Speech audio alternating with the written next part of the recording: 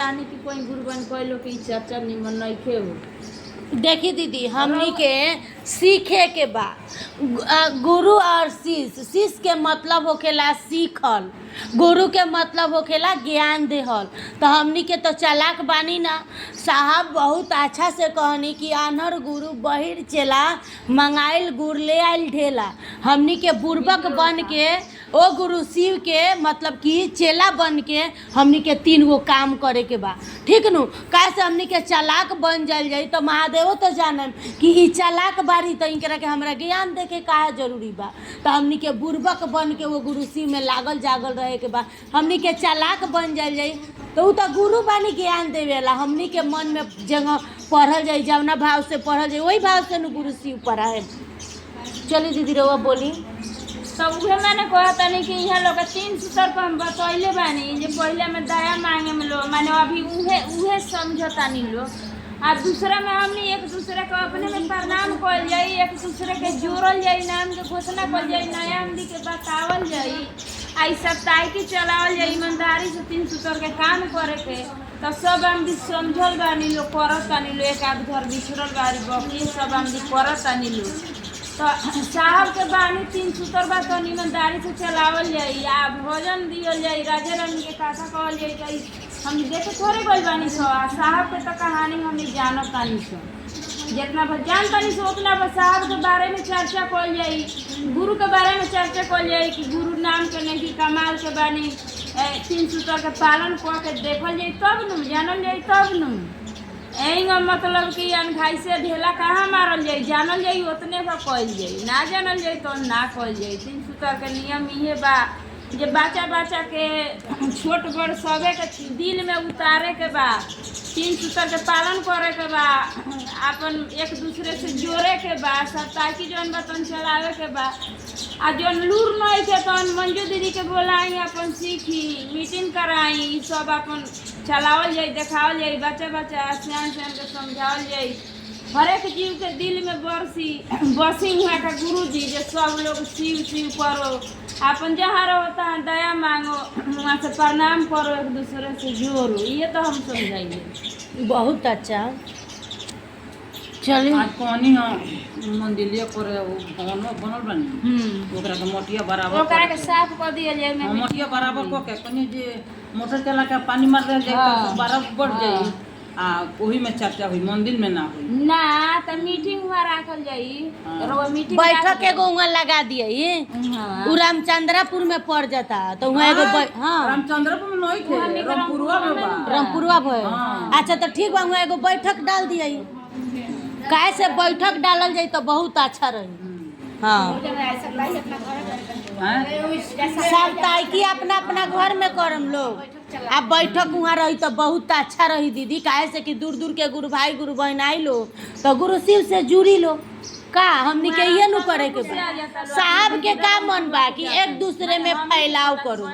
साहब बहुत अच्छा से कहनी कि साहब मतलब कि लोग के बतावत रही पूजा पाठ करे के, साहब के माने पता ना रहे तो महादेव आके कहनी साहब से कि हरिंदर जो तुम करते हो दूसरा किसी से बताते हो। साहब बोले कि हाँ हम बताते हैं। महादेव बोले कि नहीं आप नहीं बताते हैं। तो साहब के मतलब कि मन ही मन जान गए साहब कि महादेव का चाहत क्या है, महादेव का प्रचार का ज़रूरत है। यानी आप एक दूसरे से कहो, एक दूसरे के दिल में वो गुरु शिव को उतारो, घर घर में बताओ कि शिव गुरु है। आप लोग भी मान जांच के देखिए, गुरु काम कार्य कीजिए। साहब का यही चाहत था महादेव का, ठीक न दीदी। तो हमनी जब साहब के गुरु बहिन ऐसन, दीदी माँ के गुरु बहन ऐसा, महादेव के चेला ऐसा, तो हमनी तो साहब ना बनल जाई, महादेव ना बनल जाई, नीलम दीदी ना बनल जाई, लेकिन कम से कम थोड़ा सा आचरण व्यवहार अपन स्वभाव बदले के बड़ी की ना। कैसे कि आचरण व्यवहार परिवर्तन मार्केट में तो नहीं के बेचा था, हमारा रौरा दिल में बा। हमनी के जैसन भाव जैसन प्रेम कल जाए वैसा नहीं परिणाम मिली दीदी। तो हमनी के ये सब अंदरे बा, जैसन दीदी से प्रेम करम, जैसन दीदी से भाव लगाएम, वैसने परिणाम मिली। तो हमनी के एक दूसरे के दिल में हमनी के जोर तोड़ से दूसर का काम कल जाई। साहब कहनी कि पाता पाता में, जन जन में, कन कन में वो गुरु शिव के गूंज उठे के चाहिए। तो हमनी के वो गुरु शिव के एक एक व्यक्ति के दिल में उतारल जाई तो हमनी के मन दिल मजबूत हो सकता दीदी। काहे से कि गुरु नाम के नहीं थी, कमाल के बनी, बहुत दयालु गुरु बनी, हमनी के करते कहाँ बनी सो। चली बोली हो गई।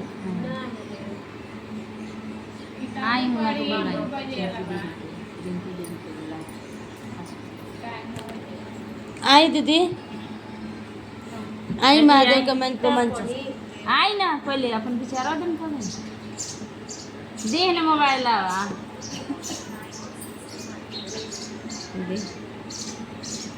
अब आई मैच को आई बा भैया हम काट दे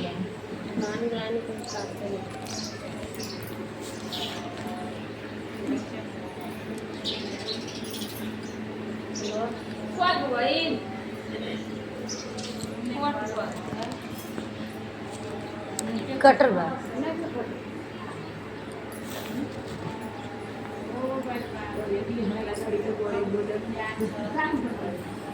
सब लोग कहाँ गए? शुरू हो गई चर्चा, शुरू हो गई। कहाँ चर्चा शुरू हो गई? ना रामचंद्र अपना में होता कि रामचंद्र को होता है? अपना काम में नहीं बाहरी कलाकार अपना काम में तो गुरु साहिब सबको चरण में से प्रणाम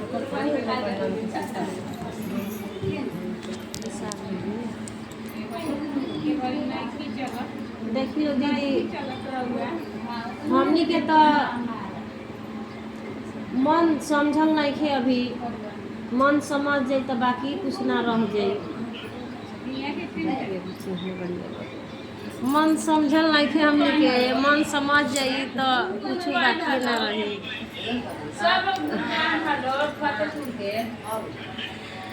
इहाँ के घर परसौनी बा, परसौनी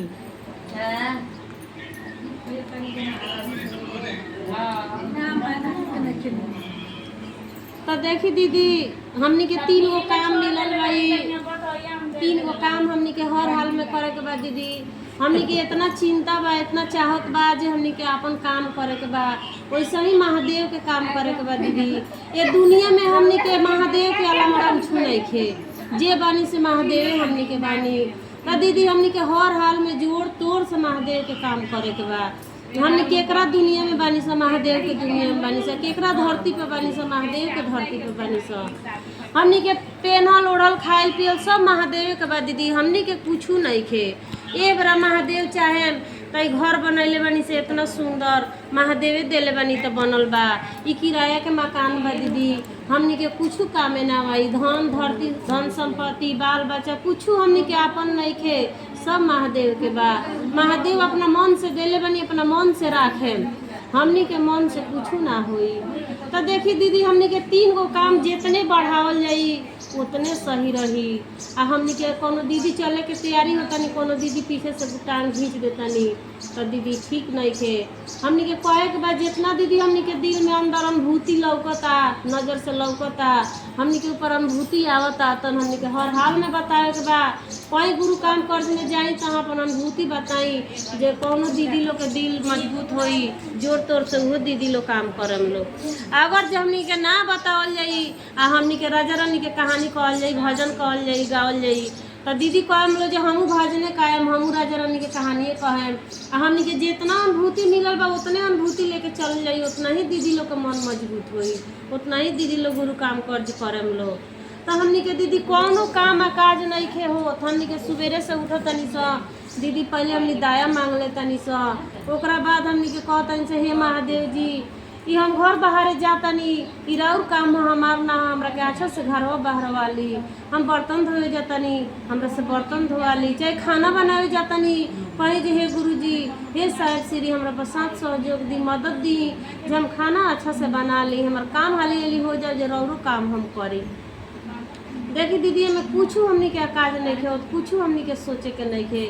देखी दीदी जीवन आयल बा महादेव के मन से, जाई महादेव के मन से, हमनी के मन से जीवन ना जाई। महादेव हमनी के जीवन देले बानी, मनुष्य के तन धैले बानी सतह, बाकी जब कब हमनी के जीवन चल जाई दीदी हमनी के पाता नहीं खे। ई पाता बा दीदी जे हमनी के घर दुआर बा इतना, हमनी के रुपया पैसा धैले बानी सहेत ना, ऊ पाता बा दीदी हमनी के। बाकी हमनी के असली जीवन के बारे में हमनी के कुछ भी पाता नहीं थे दीदी। हमनी के असली जीवन कौन है दीदी? हमनी के मृत्यु ख, जे हमनी के मृत्यु के बारे में हमनी नहीं तो जानत दीदी, जे हमनी के कब मृत्यु हो जाई हमनी के ही पाता नहीं थे दीदी। इतना ही पाता बा दीदी जे हमार दीदी है, हमार भैया हवन, हमार बाबू हवन, हमनी के माई है, सब है, सब कोई के पाता बा दीदी। बाकी हमनी के ही पाता नहीं थे दीदी। हमनी के जहिया ही पाता लाग जाई तही हमनी के बाकी का रही त दीदी हमनी के कुछ पाता न रही। हमनी के सब पाता महादेवे हमनी के जानतानी। 7 गो दिन बा दीदी हमनी के, इतवार, सोमवार, मंगल, बुध, बियफे, सुख, शनिचर, फिर एतवार बा। ये 7 गो दिन में हमनी के जीवन कहिया चल जाई दीदी हमनी के पाता नहीं थे। महादेव के पाता बा, महादेवे जानतानी दीदी। ये आज हमनी के आज सुख दिन हटे दीदी, हमने नहीं से जाना जब बिहान बियफे दिन बा त बिहान हमनी के ऊपर का बीती, हमने हंसल जाई कि रोअल जाई कि कौन ऐसा बात आवार आई हमनी के दीदी। हमनी के कुछ पाता नहीं के, सब महादेव के पाता बा। तो देखी दीदी हमनी के 3 गो काम कईल हर हाल में जरूरी बा दीदी। 3 गो काम में सब महान बा दीदी। हमनी के 3 गो काम कर लिए महादेवे हमनी के साथ में बानी। देखी दीदी हमनी के केहू साथ में ना जाई, महादेवे साथ में जाए। हमनी के सब यही जगह जाई, हमनी के प्राण छसनक चल जाई, प्राण ऐसा छसनक चल जाई दीदी। जई घर बनैले बानी स, जब हमनी के मियाज खराब हो जाता, सीरियस हो जाता तो का लौकता इतना उपरजले बानी है, घर बनैले बानी, हमरा 2 गो बेटा बा, 2 गो बेटी बा, छोड़ के हम चल जाए तो प्राण छसनते बा, साथ में कुछ ना जाई। कितनो रोरा के पति बानी, कितनो मानतानी, कितनो दुलार करतानी, रोरा लग ही बैठल बानी। बाकी कब वहाँ के रोरा छोड़ के चल जाए, कब पति छोड़ के चल जाए से हमनी के पाता नहीं थे। हमनी के वही जब तक ले नाता बा दीदी। बाकी महादेव से नाता हमनी के जीवन भर बाटे, हमनी के जीवन भर नाता रही महादेव से। हमनी के वहाँ तक चल जाई तो महादेवे से नाता रही। महादेव हमनी के चिन्हम दीदी, वो जब बाकिया केहू ना चिन्ही दीदी। तो दीदी हमनी के ऐसा ही जोड़ तोड़ में हमनी के काम करे के बा दीदी। दीदी हम रो 3 सूत्र मिलल बा गुरु जी के दया से, साहेब भैया साहेब दीदी के माध्यम से, गुरु भाई गुरु बहन के साथ सहयोग से 3 सूत्र मिलल बा। हम 3 गो काम करी ले दीदी। हमरा लू ढंग त आवेला ना, सीखे के मानसिकता में बानी। जितना लूर आवेला उतना प्रयास करी ले दीदी। हम पहले में दया मांगी ले जे हे शिव रौरा हमार गुरु हई, हमरा और शिष्य हई, हमरा पर दया करी। हे शिव रौरा हमार गुरु हई, हमरा और शिष्य हई, हमरा पर दया करी। इतना दया करी जे हमार मन दिल समझ जा कि रौरे हमार गुरु हई। हमरा के अपन चेला चेलिंग बना के 3 गो काम करा ली। हे गुरु जी हमरा लू ढंग नहीं आवत, हमरा घर परिवार के बाल बच्चे के चेला चेलिंग बना ली, अपना पैर के धूर बना के ओहलो से 3 गो काम करवा ली। हमरा से काम होत नहीं कि हमार मन समझा दी। हे गुरु जी हम दया मांगे जाता नहीं तब हमार मन भटक जाता, चर्चा करे चलता नहीं तब मन भटक जाता, नमनो करे के बेरा मन भटक जाता। हे गुरु जी तन मन शरीर राउर हमार ना हो, रौरा ही मन के समझा दीजिए, हमरा राह पकड़ के चली। हमरा आता पता ना रहे हे गुरु जी जे रौरे गुरु हैं, रौ 3 गो काम करे के बा। साहेब श्री ये दुनिया में ले आके दे देनी हमनी के 3 गो काम। तो जब जान गनी से हमनी के 3 गो काम करही के बा। देखी दीदी हमनी के बाल बच्चा के जन्म कर्म होता तो ओकरा पाता नहीं खे रह जे हमार बाप मतारी कितना हमरा खातिर उपरजले बा, कितना धन धरती कैले बा, कितना रुपया पैसा धैले बा, के हमार चाचा लगे, के हमार दीदी लगे, के हमार पापा लगे चाहे माँ लगे। वो लइकवा के रोरा बताओ तनी तो सीखता। तो हमनी के वैसा ही हमनी के पाता ना रहे जे शिव हई तो सभे जानत रहे शिव हई, बाकी गुरु केहू बनावे के ना जानत रहे जे गुरु हई। तो साहेब श्री दुनिया में अनमोल रतन लिया देहनी 3 गो काम करे के। तो जब हमने दीदी जान गईनी इंदु दीदी, तो हमने के 3 गो समझिए। काम हमने के काहे ना कइल जाई, हमने के हर हाल में करे के बा दीदी। वैसे ही जैसे हमने के बता देले बा बाबा दादा जी हो है तार खेत हो, तार जमीन हो, तार हेपस से इतना रहे के बा, वैसे ही जब साहेब श्री हमने के बता देले बनी जो 3 गो काम करे के बा हर हाल में, तो हमने के 3 गो काम करे के बा। ई हमने के जैसे माता पिता के वचन निभावतन सो वैसे ही असली माता पिता हमने के महादेव जी बानी, आ हमने के गुरु भाई गुरु बहन साहेब श्री बानी। वहाँ लोग के 3 गो काम हमने के निभावे के बा, हमने के जीवन भर निभावे के बा। हमने के कितनो दुख सुख दीदी आवता, कितनो सीरियस बा, पहले एगो बिस्कुट खिया के तो दवा खियावल जाता, बाकी हमने के तो खाइल तो भोर नहीं के पड़ल, बाकी हमने महादेव के काम के भुला जल जाई। हमने के महादेव के काम हर हाल में करे के बा दीदी। हमने कहता नहीं से हमरा ई काम बा हम ना करे, हमरा महादेव के काम करे जाए तो हमार काम आकाज हो जाई। देखी दीदी हमने के हर हाल में काम करे के बा, हमने के एगो काम आकाज ना होई। देखी दीदी बूढ़ पुरानिया बानी लो, केहू बानी लो, पाता ना रहे तो ना कनी लो, पाता बात करी लो। देखी दीदी बूढ़ पुरानिया केहू होला तो केहू कहेला जे राम के नाम भजन ना, केहू बा तो कहेला केहू जे हमरा दिकदारी बा, तो हमरे के रोरा कहे चाहे केहू कहे जे राम के नाम भज। तो पाता ना रहे जे शिव के गुरु बना लो, 3 गो काम करो। अब हमने के पाता हो गई बाटे, तो हमने के इहे कहे के बा जे 3 गो काम करी, अपना शिव के गुरु बना ली या 3 गो काम करी, वो दुख महादेव दूर कर सकतनी। तो हमने के सही केहू दीदी भैया के हमने के बतावे के बा, आ हमने के चले चलावे के प्रयास करे के बा, हमने के सीखे के मानसिकता में रहे के बा, सिखावे के बा, सीखे के बा, समझावे के बा, समझे के बा, सुने के बा, सुनावे के बा। हमने के ऐसा ही 3 गो काम करे के बा, हमने के हर हाल में जोर तोड़ से करे के बा। देखी दीदी दूसर काम बा तो एक दूसरे से तो हमने कहीं जात नहीं कि समाने, बाकी अनजान दीदी भैया भेटानी लो, चाहे कंगन वाली दीदी भैया भेटानी लो, तो हमने प्रणाम से रिश्ता जोड़े नहीं सा। अनजान दीदी भैया भेटानी लो वालों से प्रणाम से रिश्ता जोड़ के कहे नहीं जे दीदी हम भगवान शिव के गुरु बना ले बनी, रौरो बना के मान जच के देखी, हमरा जीवन में भगवान शिव गुरु हो गल बनी, रौरो जीवन में हो सकतनी। गुरु नाम के नहीं कमाल के बनी, दीदी रो रमान के तो देखी। तो देखी दीदी वहाँ के मन समझ जला दीदी लोग के, तो कहे नहीं लो जे हाँ दीदी बनाए, चाहे बनैले रहे नहीं लो तो कहे नहीं लो जे दीदी हमने बना ले बनी स। आ जे दीदी के करमफल भारी बा, हम एंकार बा, कहे नहीं लो दीदी जे हम ना बनाएम से हमने के अभी समय नहीं खे, हमने के घर में के रहनिहार है स, चाहे हमने के सासू माँ करेली, हमने ना जानी स। तो देखी दीदी इहो बात सही बा, जेकर करमफल बड़का बा केंग महादेव में सटी, महादेव जेकरा के चाहे ओकरा के खुदे सटा ले है में सट जाई। ए बरा हमनी के एगो डिप्टी मिल जाओ 500 के तनख्वाह पनु, तो हमनी के गाँव गाँव घूमे लागम स जे हाँ हमरा 500 रुपये सरकार के तरफ से मिलता, हम काम करम, चाहे जौन काम सरकार दे दो 500 रुपया पर। बाकी जे देखी दीदी ये महादेव के काम खातिर हमनी के सोचे के पड़ता, काहे सोचे के पड़ता, आ उहो 500 रुपया के डिप्टी महादेव जी दीवार तबे 500 रुपया मिली। महादेव जी ना चाहेम तो दीदी हमनी के जहाँ रह जाता कहाँ गोबर थोपल जाए, इस बड़े महादेव के काम ना करेम हम, जे जीवन में हमार धन हो जाई, महादेव जी भेटा जाए हमारा जीवन में। तो ऐसा ही दीदी हमनी के जोर तोड़ से करे के बा। तीसर काम बा दीदी तो हमनी के माला पर प्रणाम करे के बा। तो देखी दीदी हमहू माला पर प्रणाम करें, हमरा से तो होला ना, बाकी हम खाना पीना बना के अपन घर परिवार खा लेला दीदी, तो हमहू खाना पीना खा के अपना सुते के बेरा जाला आदमी, तो अपना गुरुजी से प्रणाम करनी, साहेब श्री से प्रणाम करके आ कहनी जे हे गुरुजी तन मन शरीर राउर हमार ना हो, हे साहेब श्री हमरा के साथ सहयोग दी, रौरे कहनी तो हम शिव के गुरु बनैले बनी, हमरा से 108 हाली प्रणाम करा ली, हमार मन समझा दी, हमार मन ना भटके के चाहिए। देखी दीदी इतना ही कह के हम प्रणाम करेनी। अगर एक दाना चलावेनी तो नमः शिवाय, दूसरे दाना चलावेनी तो नमः शिवाय।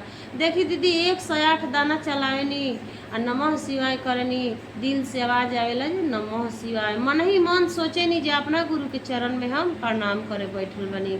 तो देखी दीदी फिर हम प्रणाम कह के प्रणाम कर लेनी, प्रणाम कह के आ फिर दीदी हम अपना गुरुजी से प्रणाम करेनी, साहेब श्री से प्रणाम करेनी, कहनी जे तन मन शरीर और हमार ना हो, हम बिस्तर पर जातनी हमार धन धरती घर दुआर बाल बच्चा ई सब राउर अब राउर जिम्मेवारी बा हम सुते जाता नहीं तो देखी दीदी ऐसा ही हमने 3 गो काम करनी से कितना बटूरा रहेला अपना गुरु से दया मांगे नहीं अपना गुरु के चर्चा करे नहीं अपना गुरु के नमः शिव प्रणाम करे नहीं यही साथे साथे गुरु सहित सब दीदी लोग के चरण में प्रणाम करता नहीं हमरा प्रणाम के स्वीकार करम हमरा बानी से जन गलती निकलल भाई हमरा गलती के क्षमा दीदी के करम बोला के कुछ समझ ली लोग अपना अपना घरे तने मार दो गुरु सहित आप सभी को फिर से प्रणाम। मेरा प्रणाम स्वीकार कीजिए। है देवादी देव महादेव दया कीजिए। गुरु बहार सही लागल चर्चा हाँ बहुत बढ़िया। देखिए ये लोग के चर्चा बा कि बतावे के बा समझावे के बा अपना घरे 3 सूत्र के पालन करे के बा रौला से सब आदमी से जाना के बा कि रोज सब आदमी करी।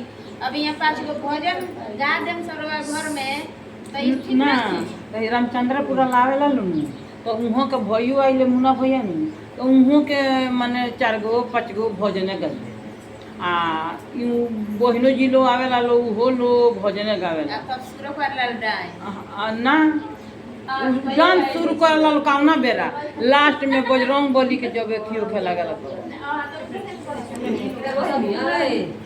साइंस पढ़ते हो ना आटलस नहीं पढ़ सकते क्या। साधु के इस परशुराम पर ध्यान का रास्ता खुला और खुलता ही चला गया।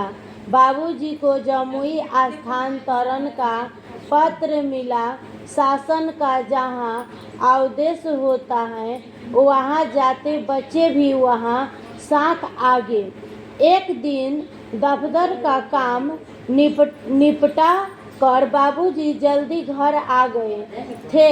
शाम को आवास पर बगीचे में बैठे माँ के साथ बताकर रहे थे। तभी चपरासी ने आकर बताया बाहर का तांत्रिक बाबा आए हैं, आपसे मिलना चाहते हैं। पिताजी ने सिर हिलाकर अंदर लाने की मन स्वीकृत। दीदी बड़े बड़े रुद्राक्ष की माला पहने लंबी जटाएं हाथ में कमंडल लिए शंभ मंडित तांत्रिक वहां आए और चिराचित अंदाज में मिल। बाबूजी देवी के उपवासक थे इसीलिए अघोरी और तांत्रिक से नहीं मित्रता थी और इन्होंने इन सभी का साथ पसंद भी था। यानी कि साहब श्री के घर महादेव मतलब कि 12 बरस जाता था महादेव का। उसके बाद हाथ में कमंडल था, त्रिशूल था। तो उन्हीं का पिताजी पूछे कि कोई आए थे बड़े बड़े जाते वाले। तो वहाँ के पिताश्री बोले हाँ आए थे। मतलब कि हाथ में कमंडल लिए थे और बड़े बड़े जाता था वो आए थे और हम उनको घर में बुलाकर लेके चले गए। 7वीं कक्षा के हरिंदर अभी स्कूल से लौटे ही थे। माँ ने वहाँ आने के लिए आवाज़ लगाई। जल्दी ही हाथ पैर धोकर बाबूजी के बगल वाली कुर्सी में धड़ाम से आकर बैठ गए। तांत्रिक ने पूछा क्या नाम है बाबू। कोई उत्तर ना पाकर तांत्रिक ने प्रश्न दोहराया। अघोरी तांत्रिक ने हरिंद्रा नन की माँ से कहा माँ जी इस लड़के की आँखों में मोहिनी है, इसकी बस बात मत मानिएगा, आगे चलकर यह जादूगर निकलेगा। यह सुनकर बालमन प्रसन्न तो नहीं हुआ पर वे चुप रहे, लेकिन अंतर्मन के क्षितिज पर एक नए महास्मर का संखांदन हो गया था। एक रहस्यमय दुनिया के साधन का आखिर ये मोहिनी है क्या। यानी कि साहब श्री छठे क्लास में पढ़ रहे थे। अभी वो स्कूल से छूटे थे तले वो तांत्रिक बाबा उन्हीं का पिताजी के पास बैठे थे और उन्हीं के माँ से बोले कि अपने बचवा के बुलाइए। तो दीदी माँ बोली, राधिका दीदी बोली कि हरिंदर तुम आओ। जब भैया आए तो हाथ पैर धो कर आए और जहाँ साहब श्री का पिता श्री बैठे थे विश्वनाथ सिंह, साहब श्री का पिता के नाम था विश्वनाथ सिंह, तो वहीं वो क्या किए कि कुर्सी पर बैठ गए। जब बैठ गए तो महादेव बोले उन्हीं के माँ से, वो साधु बोले कि माँ ये बचवा के आँख में मोहिनी है, इनका बात आप मत मानिएगा, आगे चल कर ये जादूगर निकलेगा, ये जादूगर निकलेगा। तो क्या हुआ कि पर्सन तो हुआ पर चुप रहे, लेकिन शिक्षित पर एक नए महाशरमन का संखाद हो गया था। यानी कि वो सोचने लगे कि मोहिनी क्या चीज़ होता है, यानी वो लोग सोचने लगे कि मोहिनी क्या चीज़ होता है। समय अपने वेग से बढ़ता गया। हरिंद्रानंद की आदत और मनोवृत्तियों में कोई परिवर्तन नहीं हो रहा था। ऐसा लग रहा था जैसे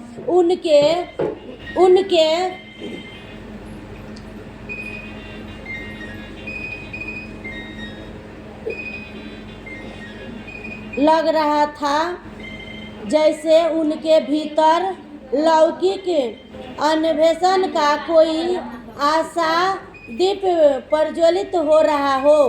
प्रकृति की सुंदरता में चार चांद लगने के लिए वसंत आ गया था। आमर की बोराइयों ने शहद से भी मीठी खुशबू हवाओं में फैला रखी थी। पैरों की डालियों में नई कपलें फूट चुकी थी। नीम शीर्ष और कदरत अपनी महक से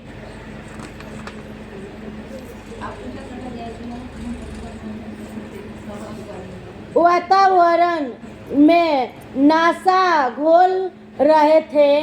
पीपल की डलिया में छिपी कोयल अपनी रिसली मधुर आत्मा पसी कुकू से आवाज़ों को जगाया। फिरती महू के पेड़ पर मोनो की बारात सी लगी रहती। सभी और संत की तैयारी चल रही थी। सरस्वती पूजा की तैयारी के लिए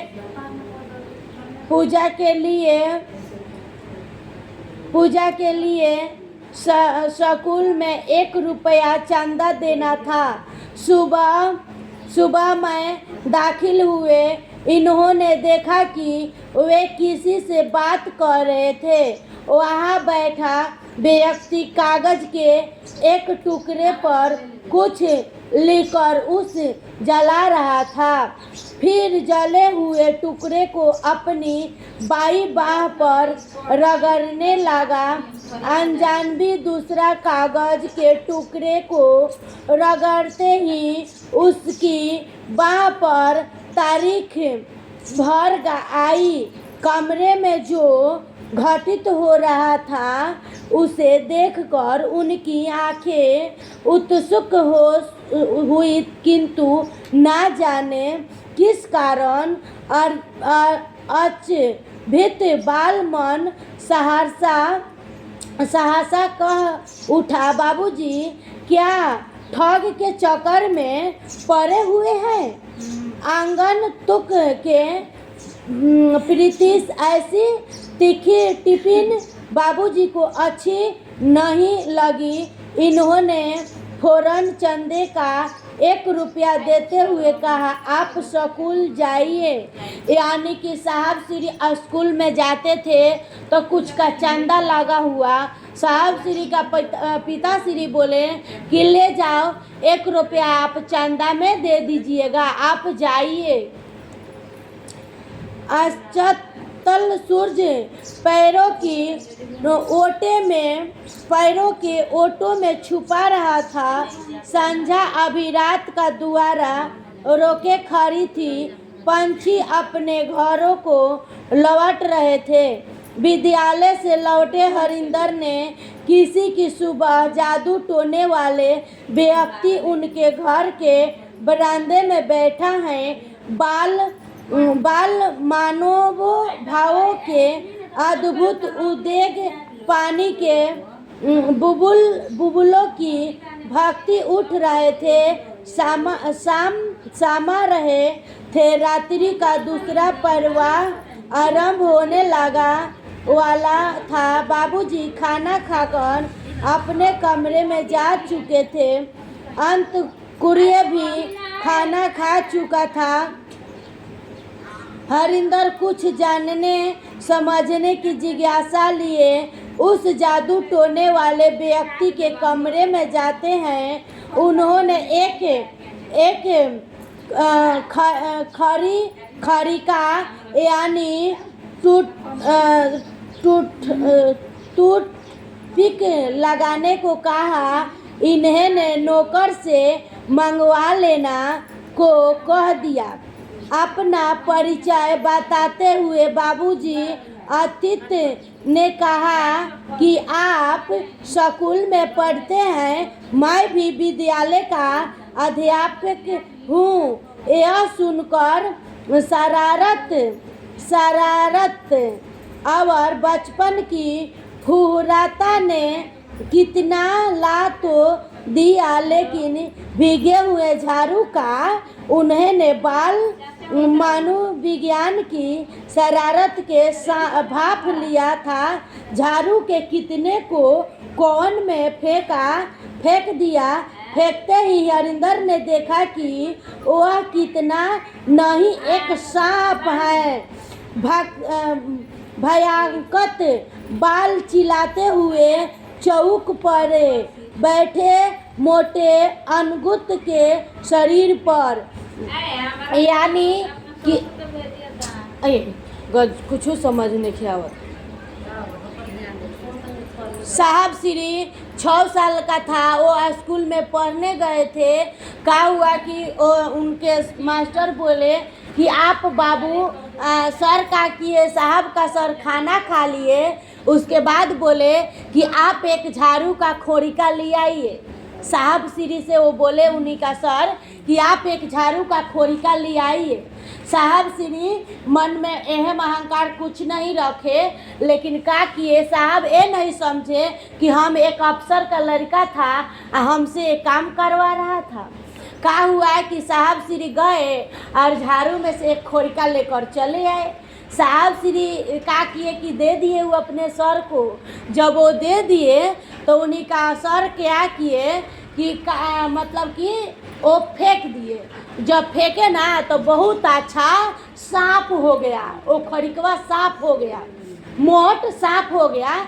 जब वो सांप हो गया तो साहब श्री देखने लगे और बालक चिल्लाते हुए चौकी पर बैठे मोटे अगस्त तुक के शरीर पर कूद गया। यानी कि वो कूद गया कि हम तो फेंके खोरी का सांप कहाँ से चले आए। यानी कि वो चिल्लाने लगे। तो साहब श्री वो अपने सर से पूछने लगे कि हम तो आपको दिए हैं खोरी का, लेकिन आप जब ये फेंके थे तो ये सांप कैसे हो गया। अब हमको आप बताइए। वो जिद करने लगे कि हम भी जादू टोना सीखेंगे। क्या किए कि जब वो सीखने लगे, मतलब कि वो जिद करने लगे, लेकिन साहब श्री के मन में ये नहीं चाहता था कि हम ही जब खोरिका दिए हैं, हम ही फेंके हैं तो वो सांप हो गया। साहब श्री का तो वो मन में मतलब कि कुछ भी नहीं था। उनका मन में तो घोरा गया कि हम तो लकड़ी दिए हैं और हमारे सर फेंके तो वो सांप हो गया। लेकिन साहब के मन में ये नहीं पता था कि हम भी दिए हैं, हम तो लकड़ी समझ के दिए हैं, लेकिन वो हमें से मतलब कि वो सांप हो गया। लेकिन वो साहब के मन में चाहत हो गया कि हमारे सर फेंके हैं तो इसीलिए सांप हो गया। अब सर से वो जिद करने लगे कि हमको आप बताइए कि ये जादूगर सीखे हैं तो कैसे हमको सिखाइए। यानी कि साहब वो अपने सर से जिद करने लगे, गया कूद गया। अगत तकु का संतुलन बिगड़ा, वह भी घबरा गया और कहने लगा, चलिए इतने बड़ा है दिया दो ये पेज। दीदी पता नहीं कहाँ दो चाचा अभी 1 घंटा 2 घंटा कराए के बाद रेडी है कहाँ वहाँ तो रात में जी हमनी के बात करते हुई